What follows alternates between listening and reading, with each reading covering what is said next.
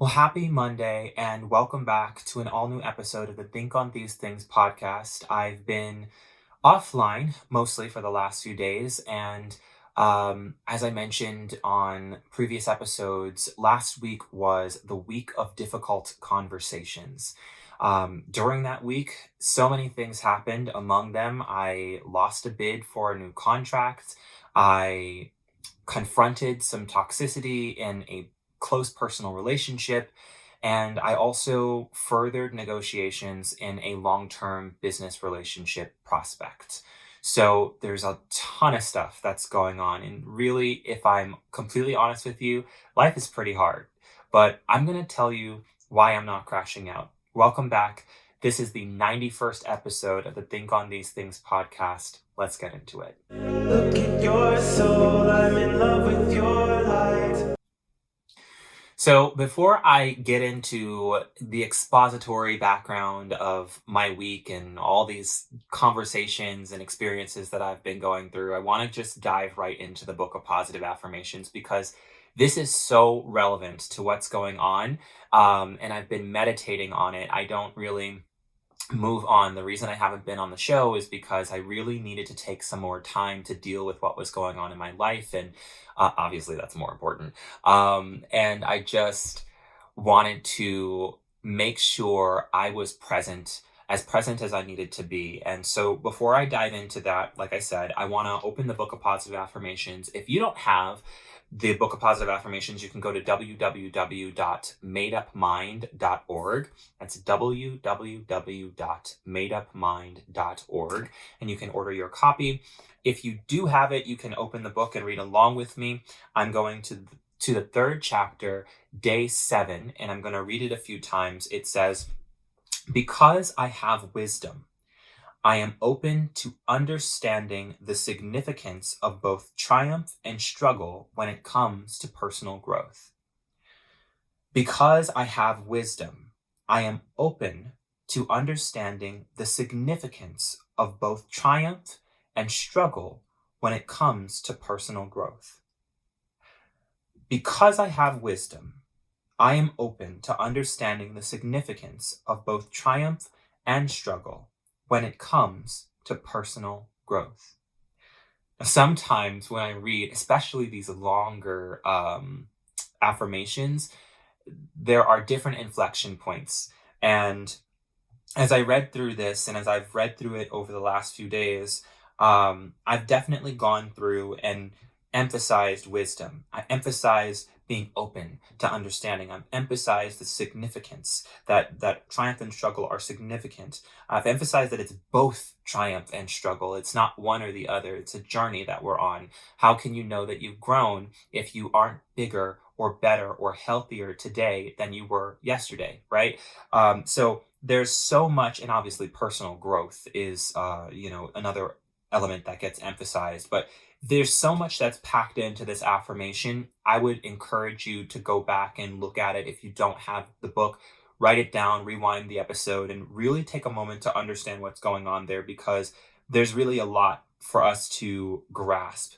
I actually want to, before I dive in, I have my notes and I don't have a ton of time today to do the show, but hey, we're doing a morning edition of the Think on These Things podcast. Can we pause to celebrate that? That's pretty awesome. If you're watching on December 8th, 2025, I need you to do me a favor and send this episode to someone you know, whether you like them or you hate them or you love them and you can't wait to see them. Make sure you send this to someone you care about, someone that's in your life, because I think it's going to help us all. I want to dive into this first sort of buzzword that I'm seeing as I'm reading this affirmation. The word is wisdom.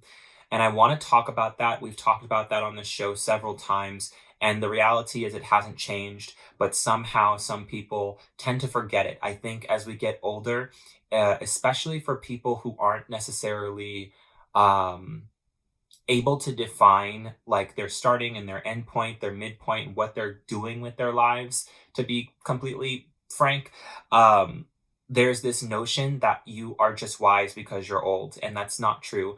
In order to be wise, you need to experience something. You need to have gone through something. the whole point of wisdom is that it is knowledge applied. You can't know something if you've not experienced something.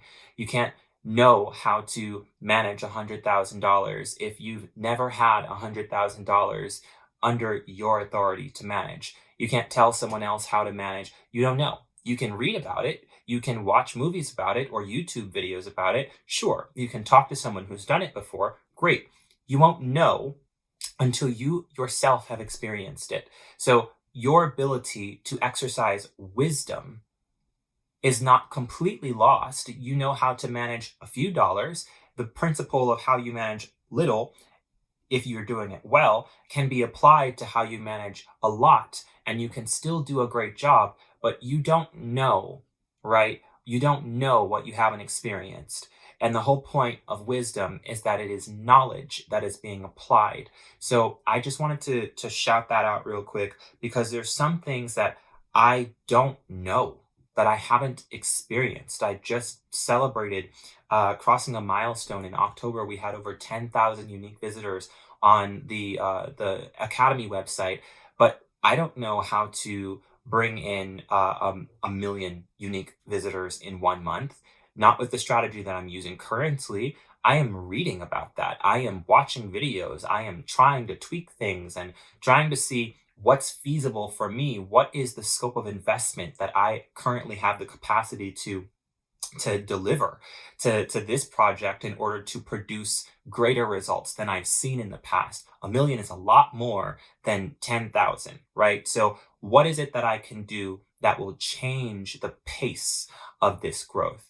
Because when I looked at, and this actually ties into the first thing, obviously you're gonna lose bids for contracts. That's just the nature of business. That didn't break my soul, but it wasn't the highlight of my week, right? So I had to go and look at other opportunities that are out there, and I'm really in a place where I was really hyped, and I'm still hyped. I think that's worth celebrating. It's not a milestone that we had reached before, 10,000 unique visitors in a month. So I have the right to celebrate that. I have a responsibility to celebrate that because I have a responsibility to build momentum, to leverage that success to build more success. That's an important part of the journey of growing. But I had to look for different opportunities, and as I was looking for opportunities as they pertain to managing SEO at an enterprise level, I just wanted to take a look. I just wanted to see, what is this? We normally work with small and medium sized businesses. Most of our clients, I've never had a client who is coming to me and they've got it all figured out. Most small and medium sized businesses, they have significantly lower traffic on their website than we have on our websites, than we've done for our clients. So that's where it's a clear area of need, where they need our support so that they can increase their visibility online, increase their authority as a brand. So I want to make sure that I know what I'm capable of. And I also want to make sure that I know what I can aspire to. And these enterprise level companies, they don't even want to talk to you if you haven't been bringing in 1 million to 5 million unique visitors every single month or page views. The metrics vary from company to company. But the point is, I went from being really hyped about my accomplishment to being really humbled about what is out there on the horizon, about what it is that I need to work toward next. There's no space to just sit on my laurels.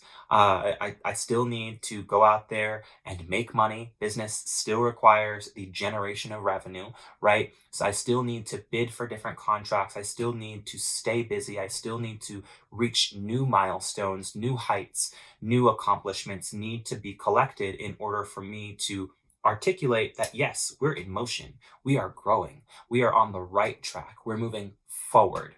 And I just realize that in order for me to have the knowledge of what it's like to manage something that large, I need to have that experience. I know what it's like to manage what I have right now. I know in theory what it's like to manage what I'm working toward, but I need to know for sure. I need to have the experience. And that's an important part of it. And that's where wisdom comes into play. Once you have the knowledge, you can apply the knowledge, and that's what wisdom actually ends up being.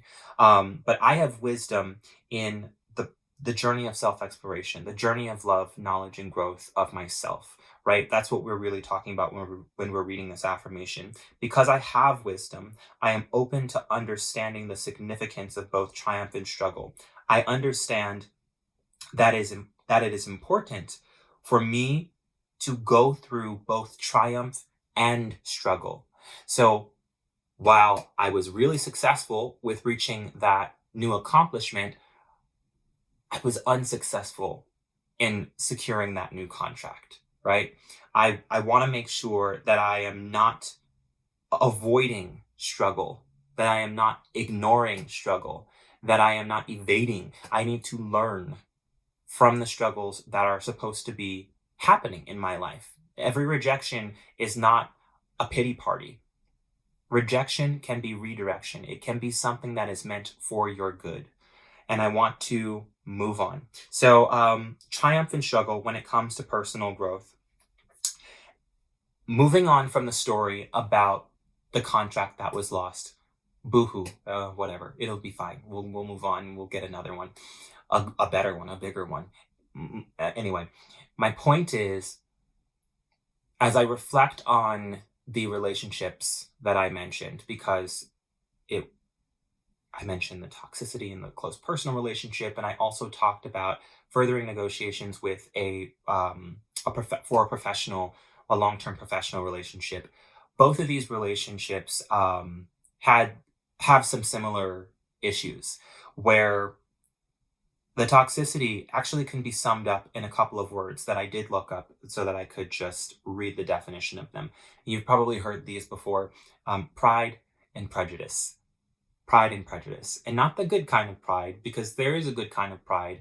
In fact, when you look up the word pride, the first definition that comes up is the quality or state of being proud, such as a reasonable self-esteem, confidence, and satisfaction in oneself. You should be able to take pride in yourself in a genuine and authentic manner. You should be able to take pride in your work, in your relationships, pleasure that comes from some relationship, association, achievement, or possession that is seen as a source of honor or respect. I talk so much about my friends.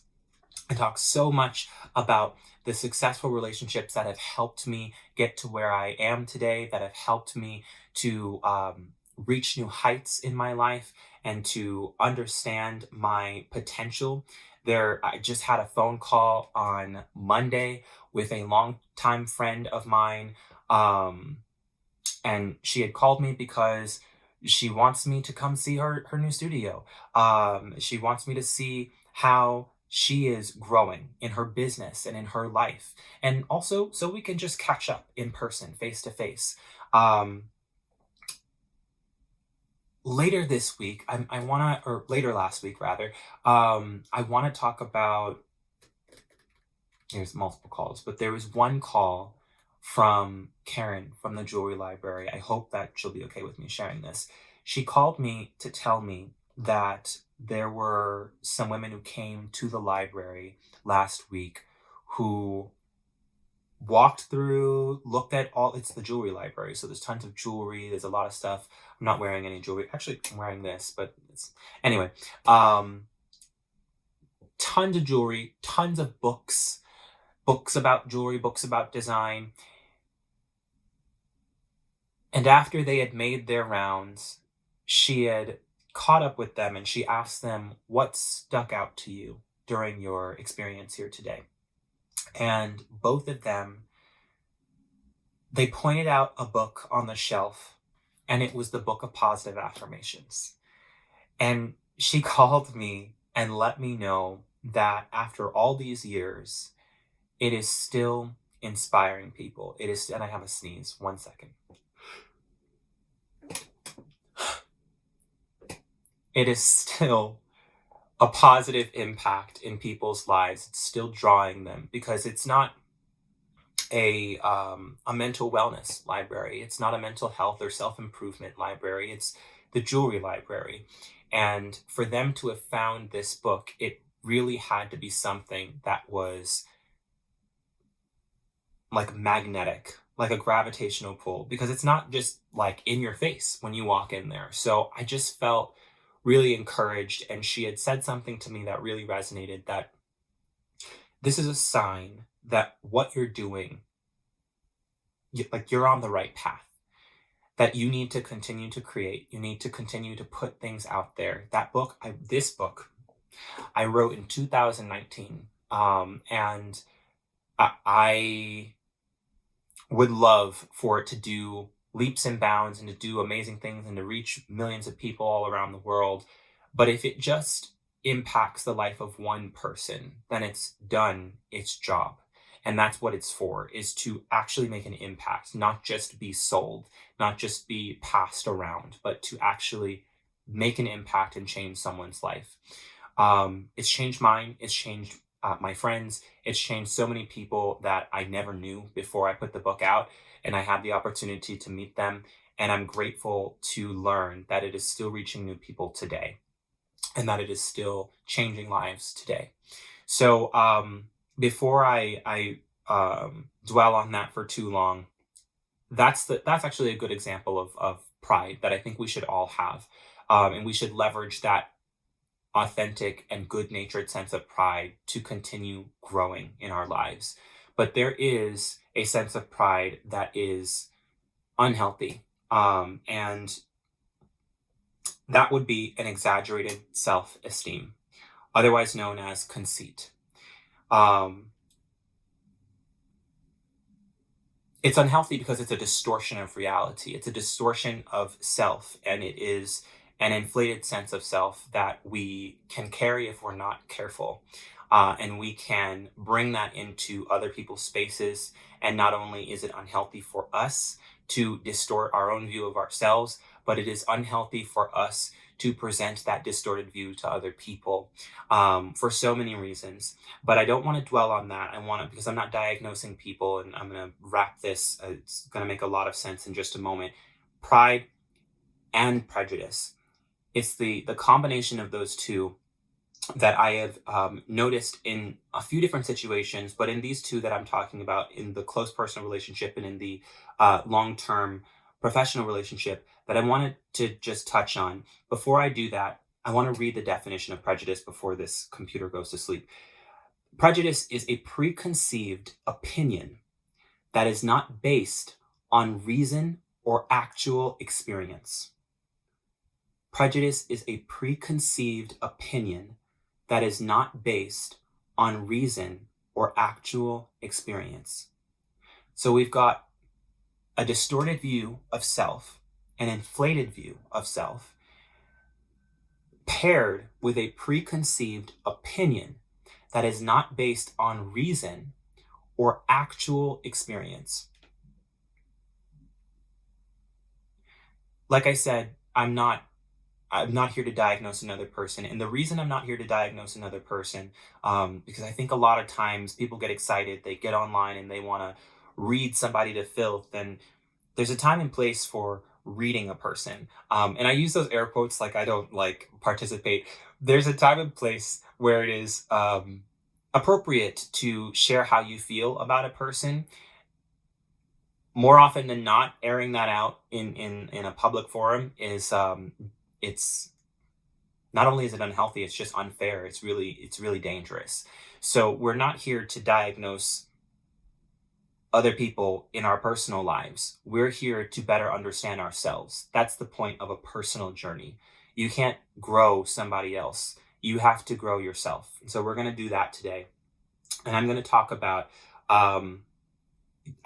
little bit about the professional relationship, because it's a little easier to dissect, where I felt like there was an air of pride about how we're going to go about bringing in new leads and closing new sales.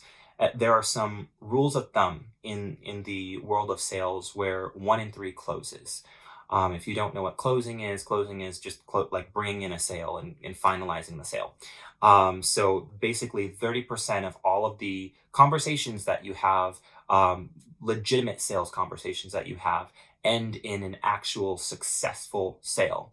Um, so sometimes you meet with a salesperson and they inflate their concept of how much success they've had or how much success they are going to have with this new project that you're going to be a partner with them on. And you want to be really mindful about the numbers that are being thrown out in the beginning, about the numbers that you're seeing in progress, and about the numbers that you're forecasting for a period that is ahead or in the future. And so when I am hearing numbers that are much, much higher than the rule of thumb, and it's a new project, I'm immediately wary. It's like, I don't want to say red flags, I want to say orange flags. Some people will tell you that's a red flag, get out of there. And some people will tell you it's a yellow flag. Some people will tell you, we'll just see how it goes. And I will tell you that it is an orange flag for me, and I'm a little concerned that I'm being lied to.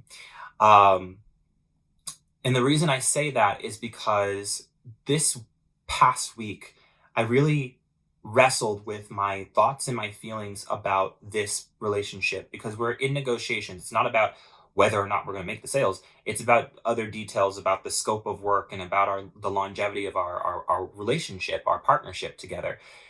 And I just wanted to better understand how I should handle my feelings about the situation and how I can go about understanding what is real and what is not real. Bear with me. A person can inflate their perceived rate of success, right?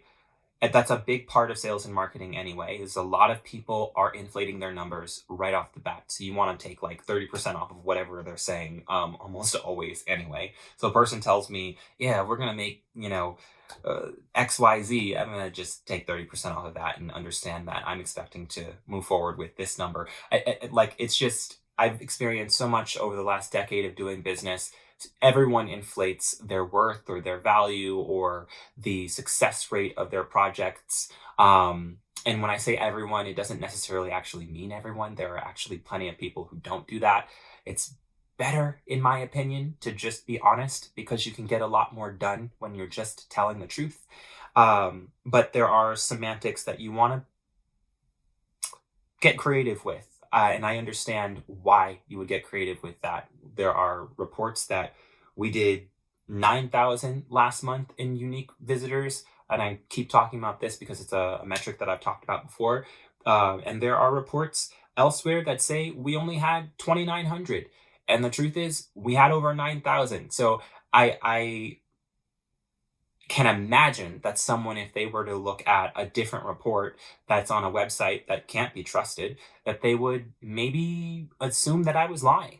And the only way for them to know whether or not I was lying is for them to pack their feelings into the compartment that is set aside for their feelings and for them to move forward into discovery, which in this case is just a conversation.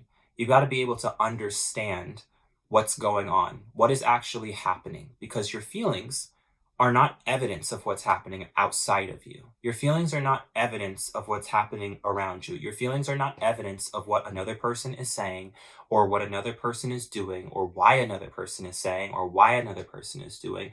Your feelings are evidence of what's happening inside you. Your feelings are an invitation for you to explore and better understand what's happening around you and the context or the reason of what behind what's happening around you. Evidence of what's happening around you is going to become or is going to be found outside of you. It's not going to be found within you. Your feelings are going to be found within you. Evidence of what's happening in real life outside of you is going to be found in real life outside of you. And so you got to pursue that. And I had to really wrestle with that last week because I was really annoyed with how I felt about this particular situation because we've got new goals.